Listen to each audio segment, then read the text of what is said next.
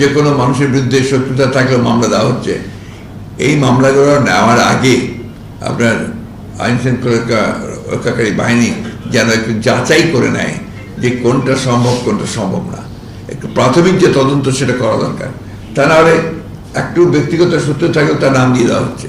দেখা যাচ্ছে সেই কথায় আপনার খাগড়াছড়িতে কোনো ঘটনা ঘটেছে, সেটার মামলা দিয়ে দিচ্ছে আপনার গোটা দেশের নেতাদেরকে কেন্দ্র করে। এটা একটা বিরূপ ঘটনা ঘটছে। আমি মনে করি যে এটা আপনার একেবারেই বন্ধ হওয়া দরকার। আমি আমাদের দলের সকল নেতাকর্মীদের কাছে আহ্বান জানাবো যে তারা এমন কোনো মামলা দেবেন না যে মামলাতে কোনো সারবস্তু থাকবে না, এবং সব মামলায় কেন্দ্রীয় নেতৃবৃন্দকে আপনার জড়িত করে মামলা দেওয়া এটাই বোধহয় সমীচীন নয়। যেখানে তার সম্পৃক্ততা থাকবে শুধু সেটাই দেওয়া দরকার। এরপরে আপনার কিছু কিছু জায়গায় এমন অভিযোগ এসছে জেলা প্রশাসকের বিরুদ্ধে মামলা দিয়ে দিচ্ছে এবং সে মামলা নিচ্ছে, এটা ঠিক না।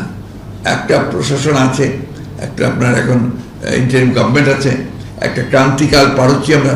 এই সময় যতটা সম্ভব এই সরকারের সঙ্গে সহযোগিতা করে, প্রশাসনের সঙ্গে সহযোগিতা করে একটা স্টেবিলিটি নিয়ে আসা, স্থিতিশীল অবস্থা নিয়ে আসা।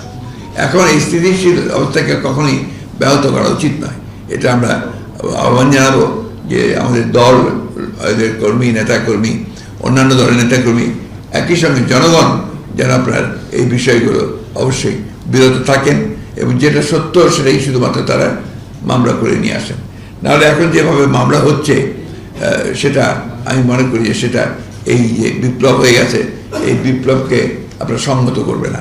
এবং আমরা যে উদ্দেশ্য আমাদের যে একটা আপনার এই ইন্টারিম গভর্নমেন্ট সংস্কারগুলো করে তারা একটা নির্বাচনের দিকে যাবে, সেই উদ্দেশ্যটা অনেক সময় ব্যাহত হওয়ার সম্ভাবনা আছে।